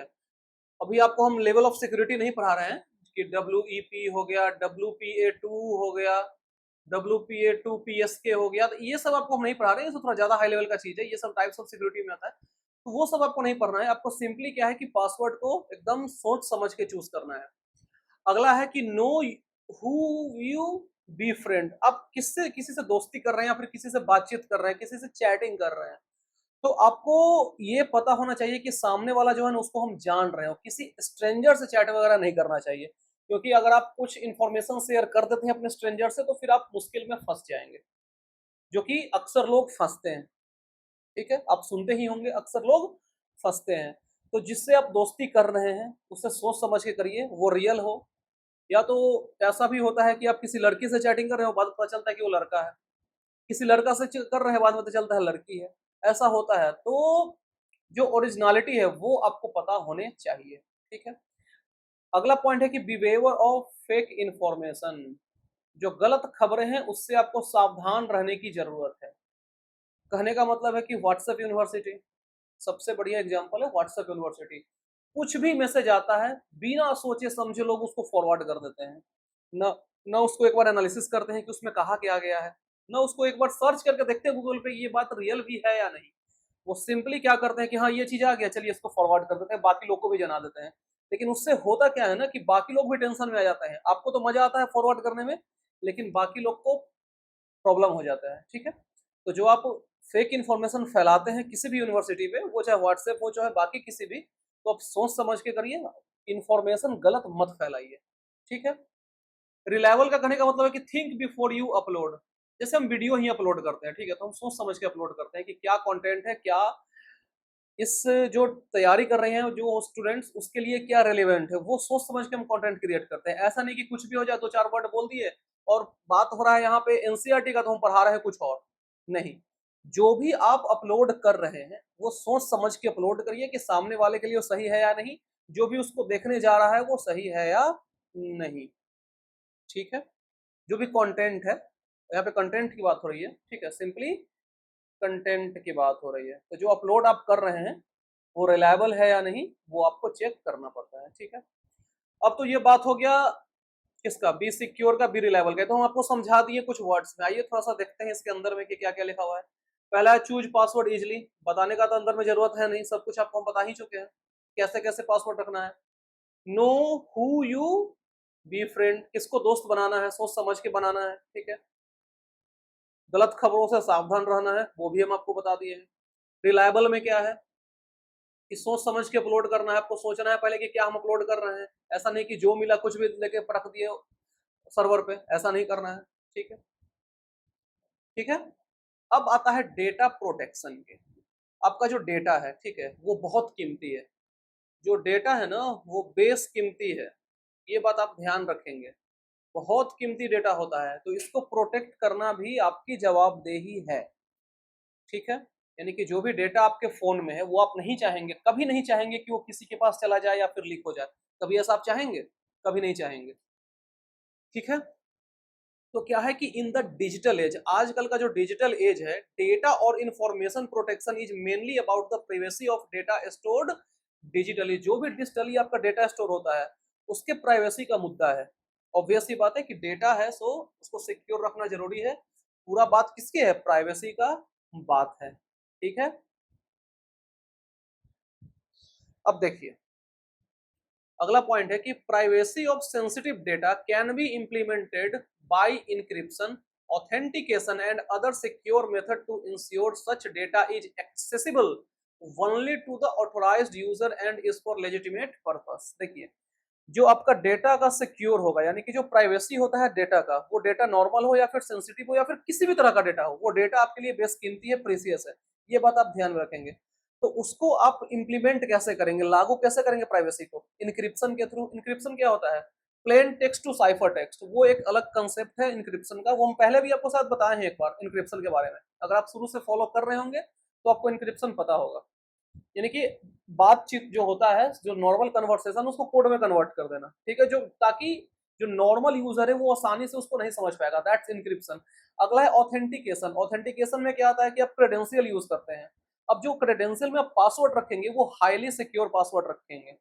मैंने बताया आपको उसमें कॉम्बिनेशन क्या क्या होगा, स्पेशल कैरेक्टर होगा, लेटर्स, अल्फाबेट्स, नंबर्स, जो भी है वो सबका कॉम्बिनेशन रखेंगे। आप सिंपल अपना नाम नहीं रख लेंगे, पासवर्ड पासवर्ड नहीं रख लेंगे, एंजल प्रिया, एंजल नैना, ये सब नहीं रखेंगे, ठीक है। तो इन सभी चीजों से आपको बचना है क्योंकि आपका डेटा बहुत बेशकीमती है, ठीक है। और इससे क्या होगा कि जब भी उसको आप एक्सेस करेंगे क्रेडेंशियल डाल के, क्योंकि अगर हैकर आप पे क्रेडेंशियल डालेगा आपका, तो ऑब्वियस सी बात है कि अगर उसको पता है तो एक्सेस कर लेगा। लेकिन अगर आप हाईली सिक्योर्ड पासवर्ड रखेंगे तो आपके लिए ज्यादा बेटर रहेगा, तो आप उस केस में डेटा को बेटर एक्सेस कर पाएंगे। बात क्लियर है, समझ में आ गया? और ये सिर्फ इंडिया में नहीं, अलग अलग जगहों पे भी ऐसा होता है, ठीक है। All over the world each country has its own data protection policy, इसको लॉ बोलते हैं। ऑब्वियस सी बात है कि अगर कंट्री कोई भी लॉ बना रहा है तो होल ओवर द वर्ल्ड के लिए तो नहीं बनाएगा ना, वो किसी एक कंट्री के लिए बनाएगा। तो अब यूरोपियन जो रीजन्स होते हैं, यूरोपियन रीजन, उसके लिए अलग लॉ है, ठीक है। जैसे जर्मनी का है, आपका फ्रांस का है, सबका अलग अलग लॉ होता है, इंग्लैंड का है। फिर एशिया में आपका इंडिया का कुछ अलग लॉ होगा, जो भी इंडियन कंट्रीज है उसका अलग लॉ होगा, श्रीलंका का अलग लॉ कुछ होगा, पाकिस्तान का कुछ अलग लॉ होगा, ऐसा होगा, ठीक है। तो जो उसका नियम कानून है डेटा प्रोटेक्शन को लेके, वो हर देश का अलग अलग है, ठीक है। And these policies are legal document that provide guideline to the user on processing, storage and transmission, ठीक है। तो ये सब जो पॉलिसीज हैं वो क्या रहता है, वो लीगल डॉक्यूमेंट्स होते हैं। ऑब्वियस बात है कि जो नियम कानून होंगे वो एक डॉक्यूमेंट्स के फॉर्मेट में होंगे, दैट प्रोवाइड्स गाइडलाइन, जो कि आपको गाइडलाइन प्रोवाइड करेंगे कि कैसे कैसे आपको डेटा को प्रोसेस करना है, स्टोर करना है, ट्रांसमिट करना है अपने इंफॉर्मेशन को। पॉइंट क्लियर है? यहाँ तक कोई दिक्कत नहीं होना चाहिए, ठीक है। अब देखिए अगला है आपका क्या, इंटेलेक्चुअल प्रॉपर्टी राइट, जिसको शॉर्ट में बोलते हैं क्या, आईपीआर। अब इंटेलेक्चुअल का क्या मतलब होता है, देखिए पहले आप वर्ड समझिए। इंटेलेक्चुअल, इसका मतलब होता है आपका बौद्धिक या बुद्धि संबंधित, या फिर अपने बुद्धि से आप कोई काम कर रहे हैं उसकी बात हो रही है, बुद्धि संबंधी या फिर बौद्धिक, ठीक है। तो इंटेलेक्चुअल प्रॉपर्टी राइट, अब बेसिकली ये होता क्या है, when someone owns a house or motorcycle we can say that person owns a property। अगर आप कोई घर खरीदते हैं, मोटरसाइकिल खरीदते हैं, फिर कोई भी सामान खरीदते हैं, तो आपको क्या समझता है लोग कि इसके पास प्रॉपर्टी है, उस पर्सन के पास कुछ प्रॉपर्टी है, कुछ संपत्ति है, ठीक है। Similarly if someone comes out with a new idea, this original idea is persons intellectual property. मान लीजिए कि कोई आपके पास आइडिया जनरेट हुआ, ठीक है, कोई आइडिया जनरेट हुआ किसी काम के लिए, स्टार्टअप के लिए, किसी भी चीज के लिए, तो वो आपका इंटेलेक्चुअल प्रॉपर्टी, यानी कि उस आइडिया को आप अपने बुद्धि से जनरेट किए, इसीलिए क्या बोला जाता है, इंटेलेक्चुअल। बुद्धि संबंधी चीज है, बौद्धिक चीजें हैं, वो आप जनरेट किए उस आइडिया को, इसलिए क्या बोला जाता है, इंटेलेक्चुअल प्रॉपर्टी। तो होता क्या है बेसिकली ये, तो intellectual property refers to the inventions, literary and artistic expression, design and symbols, names and logos, ठीक है। इंटेलेक्चुअल प्रॉपर्टी में क्या क्या होता है, इन्वेंशन, आप कोई आविष्कार कर दिए, ठीक है, आप कोई आविष्कार कर दिए, उस चीज वो भी आपका क्या हो जाएगा, इंटेलेक्चुअल प्रॉपर्टी। लिटरेरी यानी कि साहित्य संबंधी कुछ साहित्यिक चीजें हैं, वो हो गया आपका क्या, इंटेलेक्चुअल प्रॉपर्टी। आर्टिस्टिक एक्सप्रेशन, यानी कि आप कोई सुंदर सा एक्सप्रेशन कुछ डिजाइन कर दिए, कुछ सिंबल्स है, कुछ नेम्स है, कुछ लोगोस हैं, तो ये सारे किसके अंदर आएंगे, ये सारे आएंगे आपके इंटेलेक्चुअल प्रॉपर्टीज के अंदर। जो टर्म है आपका आईपीआर, इंटेलेक्चुअल प्रॉपर्टी, सिर्फ आईपी, वो क्लियर हो गया है। राइट्स के बारे में हम आगे आते हैं, ठीक है। तो आई होप कि इंटेलेक्चुअल प्रॉपर्टी आपका क्लियर हो गया होगा। इसमें एक पॉइंट और है कि intellectual property is the legally protected through copyright, patent and trademark. अब हो सकता है कि इंटेलेक्चुअल प्रॉपर्टी तो कोई इसको चोरी कर सकता है, आप कोई आइडिया लाए, आप कोई स्टार्टअप का आइडिया लाए, चाहे किसी भी चीज का आइडिया लाए, आप गलती से किसी के सामने आप बोल दिए, तो हो सकता है कि आपके स्टार्ट करने से पहले वही स्टार्ट कर दे, आपका आइडिया चोरी कर दे, ये तो हो सकता है। तो उससे बचने के लिए, उससे प्रोटेक्शन के लिए तीन चीजें लाई गई हैं, जो इसमें तीन चीजें डिस्कशन है यहाँ पे, लेकिन है और भी चीजें, लेकिन आपको पढ़ना है इसमें कॉपीराइट के बारे में, पेटेंट के बारे में और ट्रेडमार्क के बारे में, ठीक है। तो सबसे पहले बात करते हैं कॉपीराइट के बारे में, ठीक है। तो कॉपीराइट क्या होता है? तो copyright grants legal right to creator for their original works at writing, photograph, audio recording, video, sculpture, architectural work, computer software and other creative works, literary and artistic work. Simply copyright क्या करता है कि आपको legal right का grant provide करता है कि नहीं, इस पे आपका राइट है, ठीक है। कोई भी चीज आप डिस्कवर किए हैं, कोई भी चीज आप इन्वेंट किए हैं, कुछ भी है, तो उस पे वो आपका राइट है। तो सिंपली कॉपीराइट आपको राइट प्रोवाइड करता है। देखिए ना, पर इस पहले टर्म समझिए, कॉपीराइट, कॉपी राइट, इसको दो पार्ट में तोड़ दीजिए, ठीक है। कॉपी और राइट, जो कि कोई कॉपी करेगा ना, तो कॉपी के लिए राइट है, ठीक है। माने कि कॉपी के लिए क्या है, अधिकार है, कि अगर आपको कोई कॉपी कर रहा है तो उसके रिलेटेड क्या है, ये अधिकार है। तो यही क्या होता है, कॉपीराइट, ठीक है। आई होप कि जो शब्द तोड़कर समझाए वो आपको समझ में आ गया होगा। तो सिंपली कॉपीराइट क्या करता है कि लीगल राइट ग्रांट करता है, ठीक है, किसको, क्रिएटर को, जो क्रिएट किया है, जो इन्वेंटर है उसके लिए, फॉर देयर ओरिजिनल वर्क्स, जो भी वो सोचा है, समझा है, डिस्कवर किया है, इन्वेंशन किया है, उसके लिए उसे लीगल राइट क्या करता है, प्रोवाइड करता है। वो चाहे किसी भी फील्ड में हो, आपका कंप्यूटर सॉफ्टवेयर का हो, लिटरेरी का हो, आर्टिस्टिक वर्क्स का हो, फोटोग्राफ्स हो, ऑडियो रिकॉर्डिंग हो, वीडियो हो, किसी भी फील्ड का हो, सर हर फील्ड में प्रोवाइड होता है कॉपीराइट, ठीक है। क्लियर है यहाँ तक पॉइंट? यहाँ तक में कोई दिक्कत आपको नहीं होना चाहिए। तो अगला एक पॉइंट इसमें और बात करते हैं कि copyright are automatically granted to the creator and authors. इसमें क्या होता है कि कॉपीराइट जो है ऑटोमेटिकली ग्रांट किया जाता है, ठीक है। किसको, क्रिएटर्स को, ऑथर्स को, जो लेखक होते हैं उनको किया जाता है, ठीक है। Copyright laws give the copyright holder to set a right of laws, set of rights that they alone can avail legally. वो मतलब कोई भी, जैसे आप कोई इन्वेंट किए, किसी चीज का कुछ डिस्कवर किए, तो आपको जो राइट दिया जाएगा वो इंडिविजुअली आपको दिया जाएगा। ऐसा नहीं कि पूरा ग्रुप को दे दिया, आपको पूरा फैमिली को दे दिया, ऐसा नहीं होता है। पर्सनली भी जाकर आप उस राइट को अवेल कर सकते हैं। अगर आप पे आपका कोई आइडिया चोरी कर लिया है तो आप सिंपली जाकर उस पर क्लेम कर सकते हैं कॉपीराइट के थ्रू, ठीक है। अब देखिए, कॉपीराइट यूट्यूब में भी लगता है, आप सुने ही होंगे यूट्यूब में कॉपीराइट होता है। ये कब लगता है? जब कोई किसी का आइडिया चोरी कर लेता है, कोई किसी का म्यूजिक चोरी कर लिया, वीडियो चोरी कर लिया। यूट्यूब पे तो ये हो सकता है कि म्यूजिक या वीडियो चोरी करके अपने पे चिपका देगा, वो अपलोड कर देगा, तो कॉपीराइट लग जाएगा। तो यहाँ पे क्या हो रहा है कि किसी से कॉपी कर रहा है, वो चाहे ऑडियो हो तो, चाहे वीडियो हो तो। पॉइंट क्लियर है? यहाँ तक समझ में आ गया है? तो आते हैं अब नेक्स्ट, जो कि है पेटेंट। अब देखिए, पेटेंट क्या होता है? पेटेंट फाइल होता है, ठीक है। ये भी आपको बिलोंग करता है किसी डिस्कवरी से या किसी इन्वेंशन से। मान लीजिए कि एक मोबाइल की कंपनी है, ठीक है, तो वो जो है सो फोल्ड डिजाइन को पेटेंट कर दिया, ठीक है। जैसे अभी आप सैमसंग का देखते हैं, फोल्ड सीरीज आता है, सैमसंग का देखते हैं फ्लिप सीरीज आता है, ठीक है। एप्पल का भी कुछ ऐसा इन्वेंशंस है जिसपे पेटेंट होता है। तो वो क्या है कि वो आइडिया जनरेट कर लिया है, ठीक है, और वो चाहता है कि ये पेटेंट इस पर हम फाइल कर दे। तो पेटेंट फाइल करने से क्या होता है ना कि कोई इसको चोरी नहीं कर सकता है, और अगर चोरी करेगा तो उसके बदला उसको या तो पैसा देना पड़ेगा, नहीं तो कुछ जो भी उसके कंडीशंस है उसको फुलफिल करना पड़ेगा। तो कहने का क्या मतलब है कि ए patent is usually granted for invention. कुछ भी इन्वेंशन होगा, ठीक है, आप कुछ भी इन्वेंशन किए, कुछ डिस्कवर किए, तो उस केस में क्या है कि आप पेटेंट फाइल कर सकते हैं। आप जाकर, ये कुछ कागजात होते हैं, इसके डॉक्यूमेंटेशन होते हैं, वो करवा लेंगे, उसके बाद वो चीज आपका हो जाएगा। उस चीज का कॉपी कोई दूसरा नहीं कर सकता है मार्केट में, जब तक वो आपका परमिशन ना ले। When patent is granted, जब पेटेंट ग्रांट हो जाता है, the owner gets an exclusive right to prevent others from using। वो जो है सो उस केस में आपसे कोई बिना पूछे या फिर बिना परमिशन के वो चीज को यूज नहीं कर सकता है, ना उसको बेच सकता है, ना डिस्ट्रीब्यूट कर सकता है, ठीक है।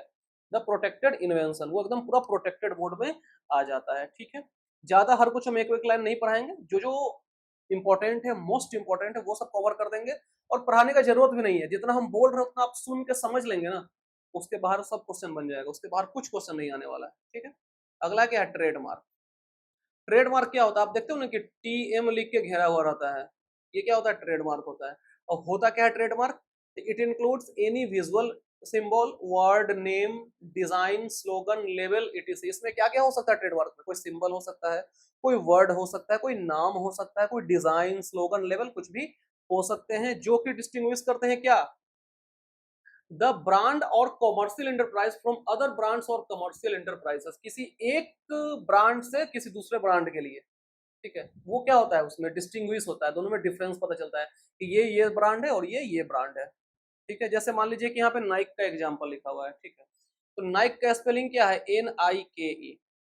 तो ये NIKE ट्रेडमार्क है, इस नाम से दूसरा कंपनी मार्केट में नहीं खुल सकता है, ठीक है।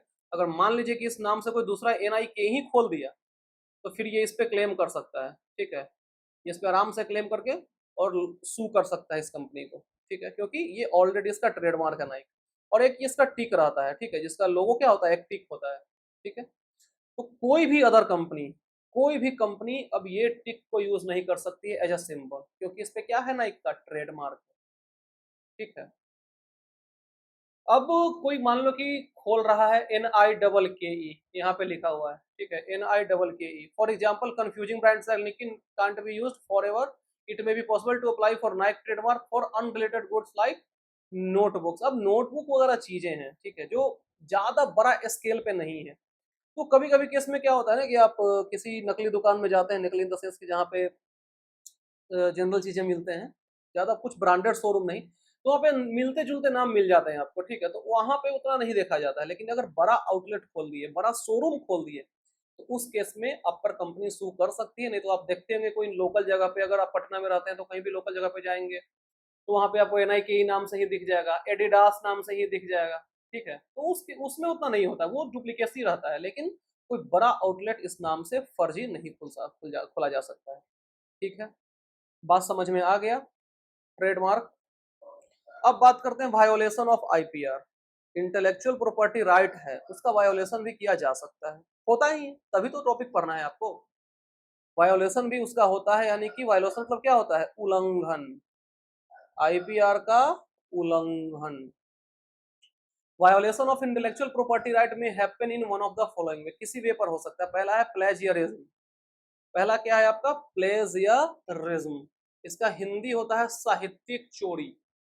जो लिटरेचर वाला चीज होता है ना, साहित्यिक, उसकी चोरी, एकदम एग्जैक्ट हिंदी है इसका। देखिए इसमें क्या होता है कि प्लेजियरिज्म पे, इसमें आप अंदर के वर्ड पे मत जाइए, आप मेरी बात सुनिए। आप अगर इंजीनियरिंग के स्टूडेंट हो या फिर किसी भी डिग्री का स्टूडेंट हो आप, ठीक है, वो चाहे BCA कर रहे हो, MBA कर रहे हो, कुछ भी कर रहे हो, आपका जो प्रोजेक्ट होता है, ठीक है, आप कोई प्रोजेक्ट कर रहे हैं उसमें, तो होता क्या है ना कि बच्चे क्या करते हैं कि इंटरनेट से सब कुछ लेकर जितना थ्योरी पार्ट है ना वो चिपका देते हैं, ठीक है। इंटरनेट खोला, उस टर्म को सर्च किया और उसको जस्ट लेके अपने प्रोजेक्ट में चिपका दिए। अब क्या होता है कि इंटरनेट से जो कॉपी किया हुआ वर्ड्स है उसको पकड़ने के लिए जो कॉलेज वाले हैं ना वो सॉफ्टवेयर रखते हैं प्लेजियरिज्म का, ठीक है। उनको पता चल जाता है कि ये खुद का लिखा हुआ है कि कहीं से चोरी किया हुआ है, उनको ये अच्छे से पता चल जाता है, ठीक है।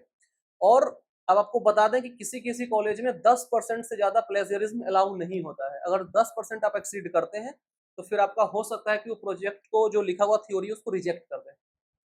तो इसमें सिंपली क्या होता है कि if we copy some content from internet but do not mention the source of original creator then it is considered as act of plagiarism.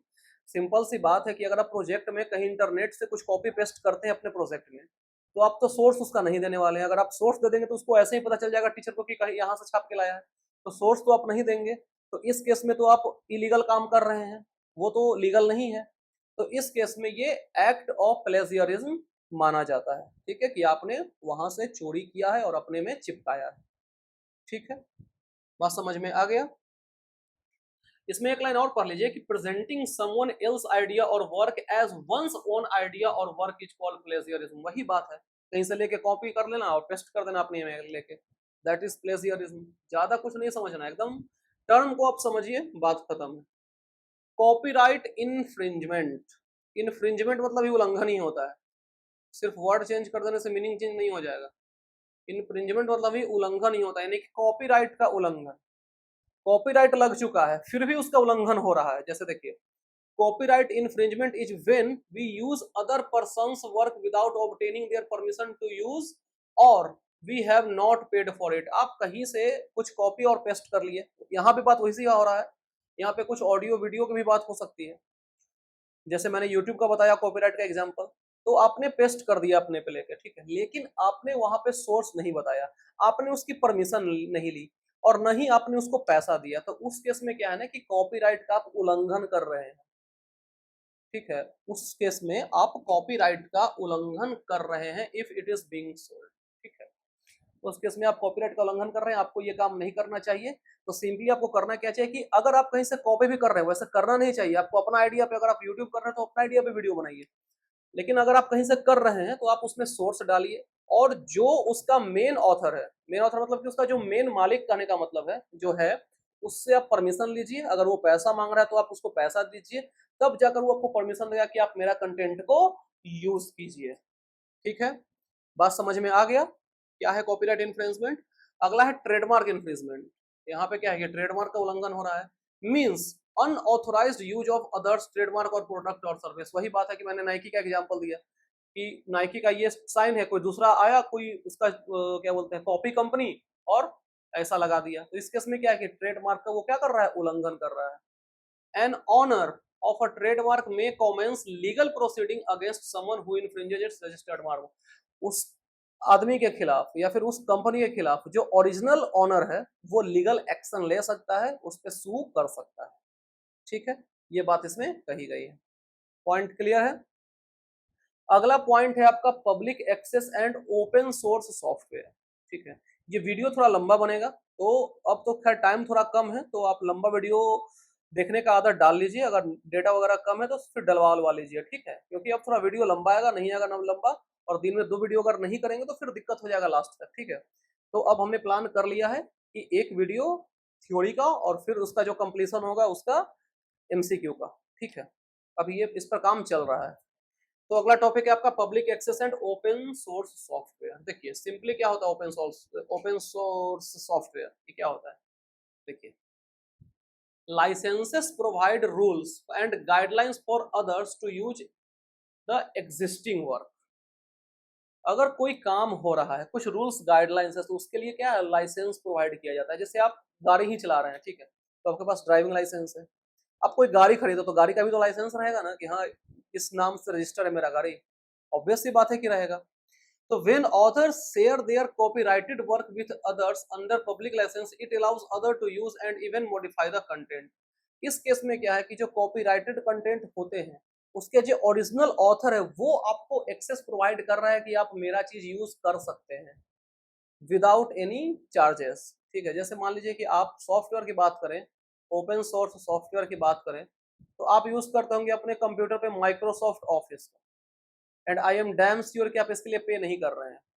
बहुत कम ही ऐसे लोग होंगे जो पे कर रहे होंगे, जो इतना शरीफ होंगे, लेकिन आई एम डैम श्योर कि आप पे इसके लिए नहीं कर रहे होंगे। तो ये क्या है, आपका ओपन सोर्स सॉफ्टवेयर है। जो माइक्रोसॉफ्ट है वो आपको ग्रांट कर रहा है परमिशन कि आप इसको फ्री में यूज करिए।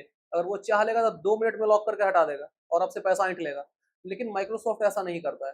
ठीक है, ये फ्री में भी आपको एक्सेस प्रोवाइड कर रहा है, ताकि अगर आप एज ए स्टूडेंट हैं तो आप इसके जो अलग अलग सॉफ्टवेयर हैं, आपके एक्सेल है, पावर पॉइंट है, वर्ड है, उसको अपने प्रोजेक्ट्स में यूज कर सकते हैं, वो भी फ्री ऑफ कॉस्ट। यानी सिंपली बोले तो ओपन सोर्स सॉफ्टवेयर है, उसके लिए आपको किसी लाइसेंस की जरूरत नहीं है, किसी लाइसेंस को परचेज करने की जरूरत नहीं। ठीक है, पॉइंट क्लियर है यहाँ तक आपका। और क्या है, पब्लिक एक्सेस, यानी कि ये ओपन सोर्स रहता है तो पब्लिकली ये एक्सेस किया जा सकता है, कोई भी इसको एक्सेस कर सकता है, इस पे किसी भी तरह का कोई लाइसेंस या की नहीं डाला हुआ होता है। बात समझ में आ गया।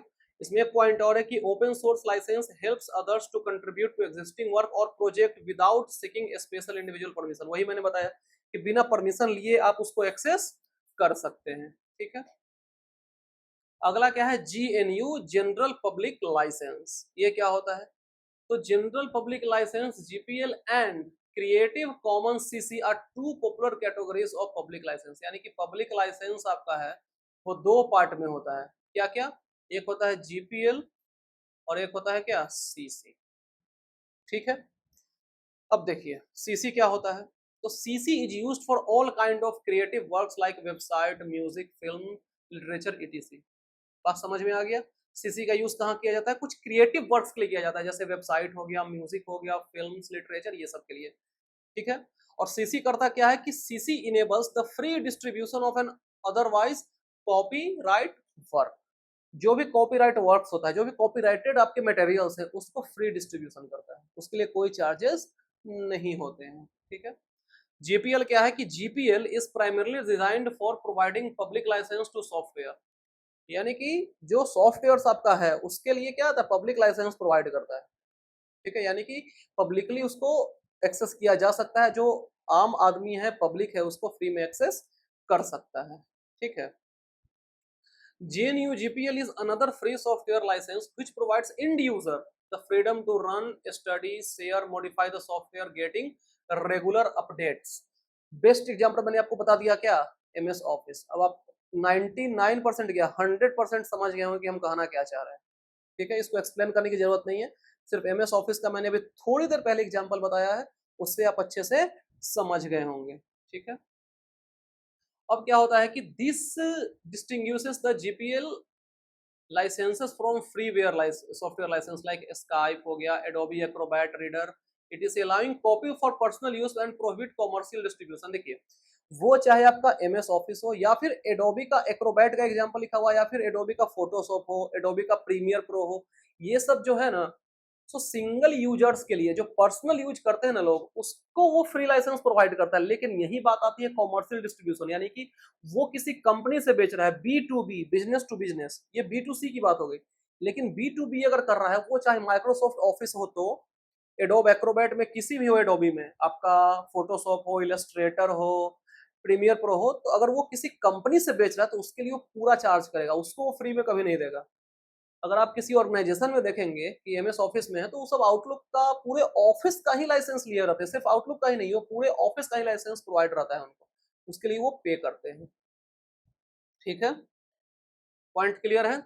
Free and open source software FOSS has a large community of user and developer who are contributing continuously towards adding new features or improving existing features। जो FOSS होता है, free and open source software, उसके पास बहुत large community of user. Obvious सी बात है कि फ्री फोकट का यूज करने वाला का तो कम्युनिटी ज्यादा होगा ही, क्योंकि सबको क्या चाहिए, फ्री में चीजें चाहिए। लेकिन वो जो प्रोवाइड किया जाता है बड़े नंबर ऑफ यूजर्स को और डेवलपर को, तो वो क्या करते हैं कि उसमें नए फीचर्स ऐड करने के लिए भी कुछ सलाह देते हैं, करते भी हैं, और कुछ उसके फीचर्स है उसमें और थोड़ा सा इंप्रूवमेंट करते हैं। जैसे आपका लिनक्स हो गया, लिनक्स क्या है, ओपन सोर्स ऑपरेटिंग सिस्टम है, kernel based operating system like Ubuntu और फिडोरा, कम्स अंडर क्या, FOSS। और FOSS के लिए अंदर और भी आता है आपको लिब्रे ऑफिस, ब्राउजर्स में मोजिला फायरफॉक्स, ये सब। ठीक है, software piracy is the unauthorised use और डिस्ट्रीब्यूशन ऑफ सॉफ्टवेयर। जो सॉफ्टवेयर पायरेसी होता है ना, कि हम पायरेटेड चीज यूज कर रहे हैं, आप कहीं से मूवी डाउनलोड कर लिए, मूवी रिलीज हुआ, आप कहीं से डाउनलोड कर लिए, वो क्या है, वो पायरेटेड होता है। और उसमें क्या होता है कि अनऑथोराइज्ड डिस्ट्रीब्यूशन ऑफ सॉफ्टवेयर, वो यहाँ तो सॉफ्टवेयर की बात हो रही है, लेकिन हम पायरेसी आपको जनरल टर्म में समझा रहे हैं कि आप कोई मूवी डाउनलोड कर रहे हैं, जिस दिन रिलीज हुआ उस दिन आप डाउनलोड कर रहे हैं, तो उसमें क्या होता है कि आप पायरेटेड चीज को यूज करेंगे। सॉफ्टवेयर के केस में क्या है कि अनऑथोराइज्ड डिस्ट्रीब्यूशन ऑफ सॉफ्टवेयर होता है। पॉइंट यहां तक पूरा क्रिस्टल क्लियर हो गया है। लिमिट से ज्यादा हम एक्सप्लेन कर रहे हैं ताकि आपको आसानी से समझ में आ जाए। ठीक है, अगला टॉपिक है आपका साइबर क्राइम। अगला टॉपिक क्या है, साइबर क्राइम। ये तो आप सुनते ही हैं बार बार कि साइबर क्राइम होता क्या है। क्रिमिनल एक्टिविटीज और offences carried out in a digital environment can be considered as cyber crime. जो भी आपका अपराध होता है या फिर क्राइम रिलेटेड एक्टिविटीज है, अगर वही उसको डिजिटल इन्वायरमेंट पे किया जाता है, उसको साइबर क्राइम बोलते हैं। जैसे ऑनलाइन आपसे कोई फिरौती मांग रहा है, कुछ आपको धमकी दे रहा है, ऑनलाइन आपसे कुछ पैसा चार्ज कर रहा है, तो ये सब क्या है, आपका साइबर क्राइम है। ठीक है, इसमें ज्यादा कुछ अंदर में पढ़ना है नहीं, वही सब लिखा हुआ है। ब्लैकमेलिंग हो गया, एक्सटॉर्शन हो गया, ये सब क्या है, डिजिटल प्लेटफॉर्म पे, यही सब साइबर क्राइम है। सबसे पहले इसमें बात होता है कि इसका हैकिंग का। अब ये शब्द तो आपको अच्छे से पता होगा कि होता क्या है, बताने की शायद जरूरत भी नहीं है, लेकिन फिर भी हम बता देते हैं आपको। Hacking is act of unauthorised access to a computer, computer network और डिजिटल सिस्टम। जैसे सोशल मीडिया की बात करते हैं, बोलते हैं ना कि हाँ मेरा फेसबुक हैक हो गया, फेसबुक अकाउंट हैक हो गया, कोई बोलता है कि मेरा इंस्टाग्राम हैक हो गया, कोई को तो व्हाट्सएप पे बोलता है कि हैक हो गया। तो सब क्या है कि आपके अकाउंट में कोई घुस गया है या फिर अनऑथोराइज्ड उसको एक्सेस कर रहा है, यानी कि आपके ना चाहते हुए कोई उसको एक्सेस कर रहा है, दैट इज क्या, हैकिंग। ठीक है, क्लियर है। अब होता क्या है कि hacking when done with a positive intent is called ethical hacking. देखिए पॉजिटिव इंटेंट का क्या मतलब है कि सही काम के लिए अगर हैक किया जा रहा है, ठीक है, मतलब कि हाँ जरूरी है, अच्छा काम है, परमिशन ग्रांटेड है, तब उसको हैक किया जा रहा है, तब क्या है, वो इथिकल हैकिंग है। Some such ethical hackers are known as white hat hacker. और जो इथिकल हैकर्स होते हैं उसको क्या बोला जाता है, व्हाइट हैट हैकर बोला जाता है। ठीक है, they are specialist in exploring any vulnerability और loophole during testing of software. कोई भी सॉफ्टवेयर का टेस्ट हो रहा है तो वो जो होते हैं सो स्पेशलिस्ट होते हैं, और उसमें कुछ भी अगर गड़बड़ है, कोई भी लूप होल है, तो उसको वो क्या करते हैं, निकाल कर बता देते हैं। जैसे देखिए बेस्ट एग्जांपल आपको कुछ दिन पहले का देते हैं। कुछ दिन पहले आपने सुना होगा ना कि गूगल को हैक कर लिया गया था कुछ देर के लिए, गूगल हैक, वो कोई और नहीं बेगूसराय का एक लड़का किया था, ये भी आपको याद आ रहा होगा। तो वो क्या किया था, वो जो किया था ना वो व्हाइट हैट हैकिंग था, वो इथिकल हैकिंग था। क्यों, क्योंकि वो है सो गूगल को एक्सप्लेन किया कि आपका यहाँ पे लूप होल है, अगर ऐसा रहा तो कोई भी आपको हैक कर लेगा। इसके लिए गूगल ने उसको अवार्ड भी दिया था। ठीक है, और शायद उसको हायर भी कर लिया था। टैलेंट हो तो क्या नहीं हो सकता है, लोग फालतू में बोलते हैं कि ये नहीं है, वो वहां पे स्कोप नहीं है, टैलेंट रहना चाहिए, स्कोप हर जगह है। तो गूगल को हैक किया गया था। ठीक है, तो ये किसके अंदर आता है, ये व्हाइट हैट हैकर्स के अंदर आता है। जो हैक किया था वो व्हाइट हैट हैकर था, और ये इथिकल हैकिंग था। ठीक है, क्योंकि अगर वो चाहता तो वो बहुत कुछ फेरबदल कर कर कुछ पैसा मांग सकता था, लेकिन ऐसा वो नहीं किया, वो सिंपली बताया गूगल को कि आप में ये प्रॉब्लम है। ठीक है, क्लियर है इतना पॉइंट। अब बात करते हैं, ये तो हो गया आपका एथिकल का। अब non ethical hacker is one who tries to gain unauthorised access to computer और network in order to steal sensitive data with intent to damage और ब्रिंग डाउन सिस्टम। देखिए अब एक होता है नॉन एथिकल हैकर, वो क्या करता है कि वो किसी कंप्यूटर या नेटवर्क में घुसने की कोशिश करता है, किस चीज के लिए, कुछ डेटा को चोरी करने के लिए। तो ये हो गया नॉन एथिकल हैकर, मैंने डेटा चोरी कर रहा है, कुछ उसको नुकसान पहुंचा रहा है, उसका सिस्टम को डाउन कर दे रहा है। तो ये सब क्या होता है, नॉन इथिकल हैकर का काम है, और इसको ब्लैक हैट हैकर भी बोला जाता है। बात क्लियर है यहाँ तक, समझ में आ गया है सारा पॉइंट्स। ब्लैक हैट हैकर और क्रैकर्स भी इसको बोला जाता है। ठीक है, क्या बोला जाता है, और क्रैकर्स भी इसको बोला जाता है। पॉइंट क्लियर है, समझ में आ गया। तो अब बात करते हैं फिशिंग एंड फ्रॉड ईमेल्स का। फिशिंग, देखिए phishing and fraud email. Phishing is an unlawful activity where fake websites or emails that looks like original or authentic are presented to the user to fraudulently collect sensitive and personal details, particularly username, password, banking and credit card details. इसको देसी भाषा में समझिए, fishing क्या होता है, कोई आपको मेल भेजा, ठीक है, या फिर कोई वेबसाइट आपके सामने रिप्रेजेंट हो गया, कोई आपको ईमेल भेज दिया और आपसे कुछ कहेगा ना कि आप इस लिंक पे क्लिक कीजिए, और लिंक पे क्लिक करिए, आपने ढेरों इनाम जीता है। ऐसा होता है आपके साथ, ऐसा मेल आपको आता होगा, आई एम डैम श्योर। तो अगर कोई आपको इस तरीके का मेल भेज रहा है, लेकिन एकदम आपको लगे कि नहीं ये तो हम तो पैसा जीतिए गए, नहीं तो मेरा ही एकदम इनाम का पैसा है, और उस लिंक पर आप क्लिक करते हैं, तो आपको जितना भी डिटेल्स आपका है, वो चाहे क्रेडिट कार्ड डिटेल्स हो, तो आपका यूजर नेम हो, पासवर्ड हो, बैंकिंग डिटेल्स हो, सब कुछ उसके पास चला जाता है। That is called fishing. बात समझ में आ गया। जो भी लिंक आपके सामने आएगा, वो चाहे मेल पे आए तो, चाहे वेबसाइट के थ्रू आए तो, आपको लगेगा कि नहीं एकदम ओरिजिनल लिंक है, लेकिन वो बेसिकली किसके लिए होता है, वो फिशिंग अटैक के लिए होता है। वो बस आपका सब कुछ डेटा जानना चाहता है, सेंसिटिव डेटा, जैसे पर्सनल डिटेल्स हो गया, यूजर नेम, पासवर्ड, ये सब वो आपको जानना चाहता है, इसीलिए ये एक्ट किया जाता है। समझ में आ गया बात। अब फिशिंग का टाइप भी होता है, टाइप्स आपको पढ़ना नहीं है, लेकिन हम आपको टाइप सिर्फ बता देते हैं, लेकिन समझाएंगे नहीं। एक होता है आपका स्पीयर फिशिंग, स्पीयर फिशिंग होता है, ठीक है। फिर आपका होता है व्हेलिंग, फिर आता है एसएमएस फिशिंग, ऐसा करके 5-6 तरह का होता है, ठीक है। तो सब कुछ तो आपको पढ़ना नहीं है, तो फिर हम क्यों बताएं, जरूरत ही नहीं है। क्योंकि अगर टाइम ज्यादा रहता तो फिर बता भी देते, सबको एक्सप्लेन भी कर देते, लेकिन उतना टाइम नहीं है, जितना जरूरत है उतने पढ़िए, ठीक है। तो आई होप कि आपको फिशिंग समझ में आ गया होगा, वही फ्रॉड ईमेल्स होते हैं, ठीक है। जो फिशिंग होते हैं वो क्या होते हैं, फ्रॉड ईमेल्स ही होते हैं। User presumes it to be from an authentic source, user को लगता है क्या कि वो एक ऑथेंटिक सोर्स से एकदम सही कोई आदमी हमको भेजा है, एकदम हम तो पैसा जीतिए गए हैं, बस उसको डिटेल्स दे देते हैं और पैसा मेरे अकाउंट में आ जाएगा। वो बेचारे को पता नहीं रहता कि वो किस मछली के जाल में जा रहा है, ठीक है। तो ये सभी चीजों से आपको सावधान रहना है, ठीक है। आइडेंटिटी थेफ्ट, इसी में क्या आता है, आइडेंटिटी थेफ्ट मतलब क्या होता है, किसी आइडेंटिटी को चुरा लेना, किसी आईडी यानी आइडेंटिटी को चुरा लेना, ठीक है। A user's identifiable personal details like demographic details, email ID, banking credential, passport, PAN, Aadhaar, various such personal data are stolen and misused by hacker on behalf of the victim। देखिए इसमें क्या होता है कि आपके जो पर्सनल डिटेल्स हैं उस सबको क्या करता है, आइडेंटिफाई किया जाता है और चोरी किया जाता है। देखिए डेमोग्राफिक डिटेल्स मतलब क्या होता है कि आप कहाँ पे रह रहे हैं, किस एरिया में आप रिसाइडिंग हैं, किस एरिया में रह रहे हैं, तो ये सारा डिटेल्स हैकर के पास चला जाता है और वो आपके तरफ से यूज करता है बिहाफ ऑफ विक्टिम।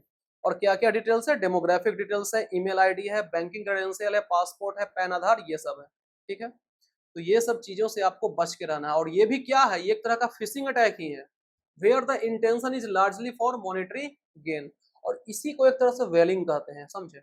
जब पूरा ग्रुप में जब अटैक किया जाता है ना, पूरा सिस्टम को एक साथ अटैक किया जाता है, उसको वेलिंग बोलते हैं, ठीक है। तो इसमें इंटेंशन क्या होता है कि लार्जली फॉर मॉनेटरी गेन, यानी कि किसी भी तरह उसको पैसा आ जाए, ठीक है। तो यहाँ पे तो सिंपली क्या है कि मॉनेटरी गेन की बात हो रही है, लेकिन अगर यही पर्सनल किसी को भेजा जाता है तो वो बोलता है स्पीयर फिशिंग, और ग्रुप में भेजा जाता है तो उसको बोलते हैं वेलिंग, ठीक है। ये बात आप ध्यान में रखेंगे। और इसमें क्या क्या हो सकते हैं, एक होता है फाइनेंशियल आइडेंटिटी थेफ्ट, जिसमें आपका बैंकिंग डिटेल्स चोरी कर लेगा, जो भी आपका पैन आधार है वो सब चोरी कर लेगा। एक होता है क्रिमिनल आइडेंटिटी थेफ्ट, एक होता है मेडिकल आइडेंटिटी थेफ्ट, मतलब किसी भी तरह से चोर चाहेगा कि ये सब चीजें उसके पास पहुंच जाए और वो उसको आपके बिहाफ पे यूज करे, ठीक है। पॉइंट पूरा क्लियर है यहाँ तक, यहाँ तक में कोई दिक्कत आपको आई होप नहीं होना चाहिए, हम सब कुछ एकदम पॉइंट टू पॉइंट एक्सप्लेन कर रहे हैं। अगला पॉइंट है आपका रैंसमवेयर। और यहाँ पे देखिए रैंसम मतलब क्या होता है, फिरौती।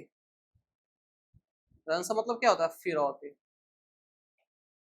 अगर कोई किडनैपर किसी को किडनैप करता है और वो सामने वाले के घर वाले से बात करके क्या मांगता है, फिरौती मांगता है कि आप इतना पैसा दीजिए, छोड़ेंगे नहीं तो नहीं छोड़ेंगे। ठीक इसी तरह जो आपका रैंसम वेयर होता है, इस केस में क्या होता है कि जो हैकर है वो आपका डेटा को चोरी करता है और सामने से आपसे कुछ पैसा मांगेगा कि इतना पैसा आप दीजिए तब आपके डेटा को हम वापस करेंगे, नहीं तो या तो इसको हम कहीं वायरल कर देंगे और नहीं तो इसको ब्लॉक कर देंगे।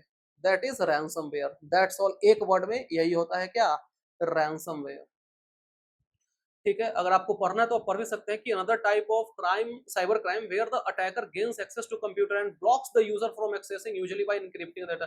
डेटा इनक्रिप्ट कर देगा, तो डेटा जब इनक्रिप्ट हो गया तो फिर आप उसको यूज नहीं करेंगे जब तक डिक्रिप्ट नहीं होगा।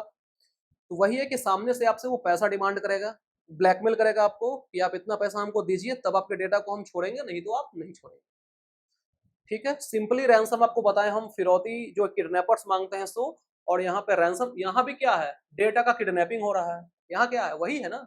आप रिलेट कर सकते हैं इसको रियल वर्ल्ड से, ठीक है।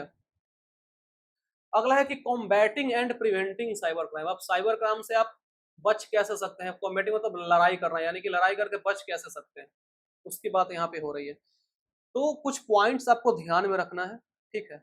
जिसमें पहला पॉइंट है कि take regular backup of important data, जो भी आपके पास इंपॉर्टेंट डेटा है उसका आप बैकअप रखिए। एंटीवायरस को यूज करिए और एंटीवायरस को अपडेट करके रखिए। कोई भी पायरेटेड सॉफ्टवेयर को आप इंस्टॉल मत कीजिए, क्योंकि हो सकता है कि उसके थ्रू भी फिशिंग अटैक हो। और जो भी आप वेबसाइट खोलें वो इंश्योर कीजिए कि HTTPS का हो, मतलब एस मतलब क्या होता है, सिक्योर। एक होता है HTTP, ये सिक्योर नहीं होता है, और HTTPS वाला क्या होता है, सिक्योर होता है। तो आप ट्राई करिए कि हमेशा जो है सो HTTPS वेबसाइट को ही यूज करें, ठीक है। अगला पॉइंट है कि ऑलवेज अपडेट सिस्टम सॉफ्टवेयर, जो भी आप ऑपरेटिंग सिस्टम यूज कर रहे हैं, कोई भी एप्लीकेशन आप यूज कर रहे हैं जो कि ओरिजिनल है, पायरेटेड नहीं है, तो उन सारे को आप रेगुलर टाइम पे अपडेट करते रहिए, ये जरूरी हो जाता है। डू नॉट विजिट और download anything from untrusted website. अगर जिस वेबसाइट पे आपको भरोसा नहीं है उस वेबसाइट से आप डाउनलोड नहीं करिए। यानी कि सिंपली इसी का मतलब यही है कि आप HTTPS वाले से डाउनलोड कीजिए, ठीक है। उसके बाद क्या है कि यूजुअली जब browser alert user about doubtful website, कोई भी अगर डाउटफुल वेबसाइट है तो आपको वो क्रोम हो तो फायरफॉक्स हो तो एज हो तो आपको अलर्ट कर देता है।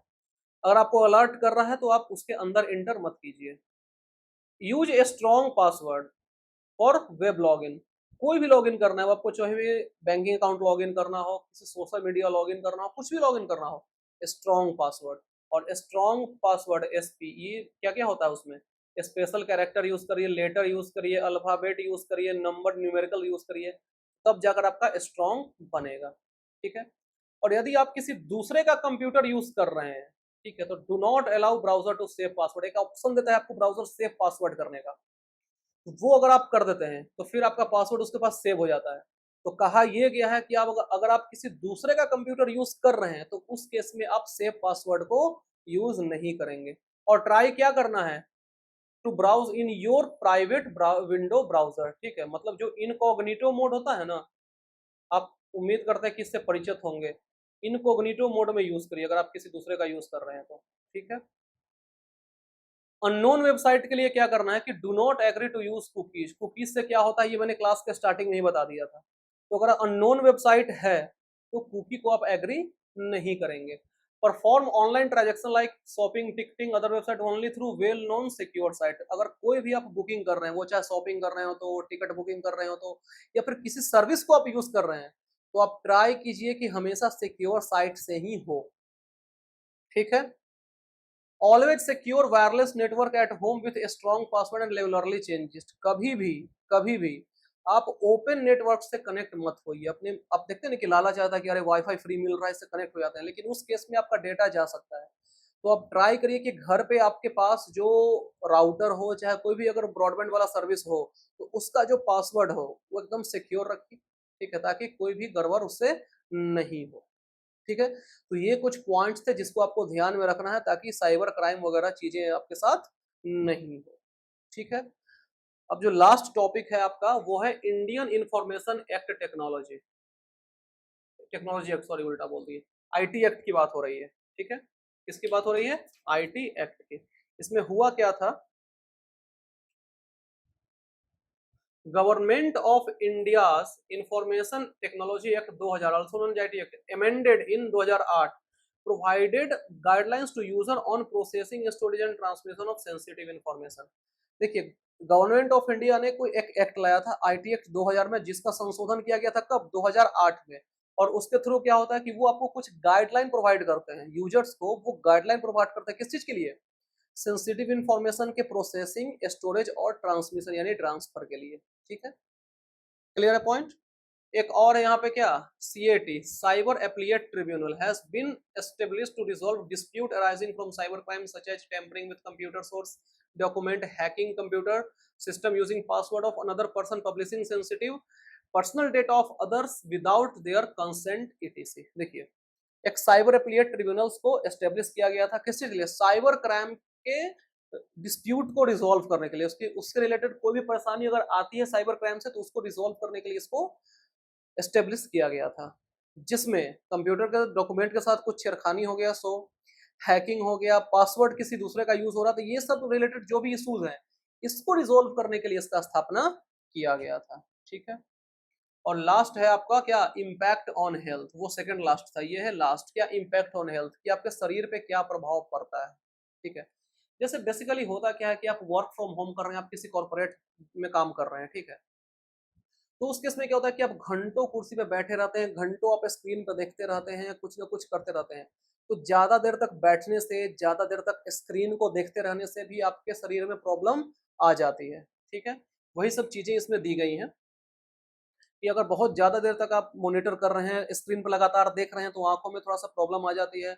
बहुत देर तक अगर आप कुर्सी पे बैठे हुए हैं तो फिर आपके बॉडी में कुछ प्रॉब्लम्स आ जाती है, कुछ कुछ दर्द होने लगता है, ठीक है। जैसा देखिए यहाँ पे क्या है कि एक बताया गया है कि कैसे कैसे आपको बैठना उठना है, वो सब इसमें बताया गया है कि current posture while sitting in front of computer, ठीक है। जिसमें बहुत कुछ लिखा हुआ है कि व्यूइंग डिस्टेंस कितना होना चाहिए, 19 इंच से 24 इंच होना चाहिए, व्यूइंग एंगल 30 डिग्री होना चाहिए। हमको पता है कितना कोई फॉलो नहीं करेगा, लेकिन फिर भी दिया हुआ है। रिस्ट स्ट्रेट होना चाहिए, ये जो आप बैठे हैं ऐसे 90 डिग्री के होने चाहिए। सिट बैक एंगल 90 डिग्री के होना चाहिए, नी एंगल भी 90 डिग्री के होने चाहिए। जो आपका कुर्सी है एडजस्टेबल सीट हाइट होने चाहिए, ठीक है। और ये पैर वैर सब कहाँ रखना है ये सब इसमें बताया गया है, ठीक है। ज्यादा इसमें कुछ है नहीं। और फिर अगला इसमें एक दो पॉइंट और है, वो भी देख लेते हैं। इसमें क्या है, बैड पोस्चर। बैड पोस्चर आपका हो जाएगा, बैक एक हो जाएगा, नेक एंड शोल्डर पेन्स भी हो सकता है अगर आप लगातार एक ही जगह पर बैठ के काम कर रहे हैं तो, ठीक है। स्ट्रेस भी होगा, ऑब्वियसली बात है, टेंशन होगा, स्ट्रेस होगा, फिजिकल फैटिग एंड ओबेसिटी, मोटापा भी हो जाएगा। Are the other related impact on body that we face if spend too much time during digital service.